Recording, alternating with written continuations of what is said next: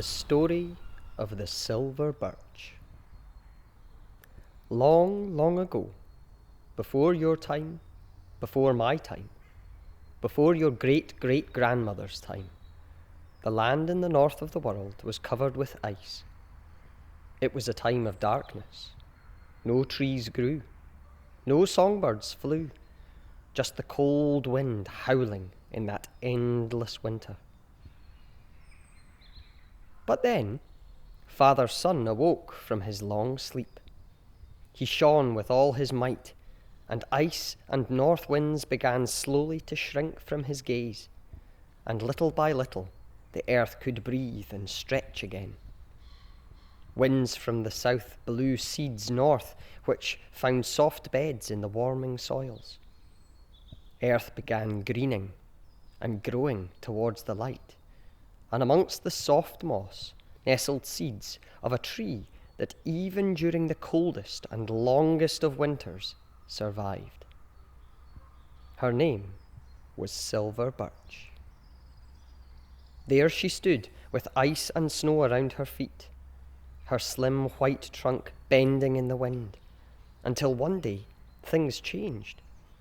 For with the greening and the growing and the warming and the flowing came animals and birds moving slowly north, and following them were humans, hunters, gatherers. Birch gave them wood for their fires, which kept them warm and safe on the darkest of nights. Wolves and lynx prowled through her woods finding shelter, whilst reindeer searched in the deep snow for mossy food, and brown bear snuggled in his cave to sleep and dream the winter away. Time passed. The hunting wolves, the bear and lynx followed the ice and snow north, as did the reindeer, but the silver birch remained. Spring suddenly awoke, and as the ice melted, birds and rivers chattered and sang. Oh, she had waited so long for this. She felt the sap rising from her roots and right up to the tips of her soft branches. And there she stood watching as the rainbows leapt across the sky.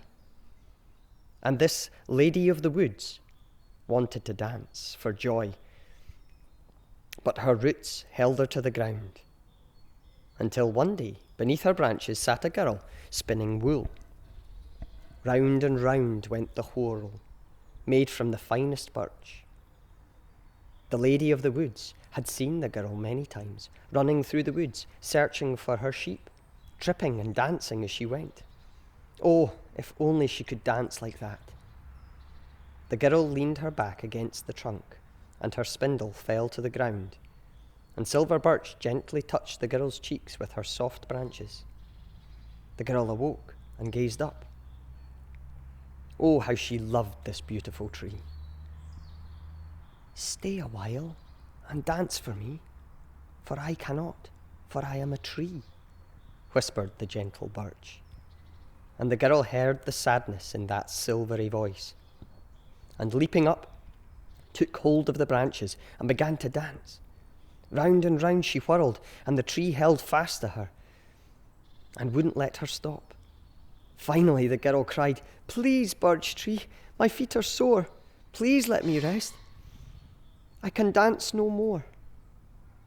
And the birch swept her up and cradled her in her branches for a moment, and then softly lowered her to the mossy bed below.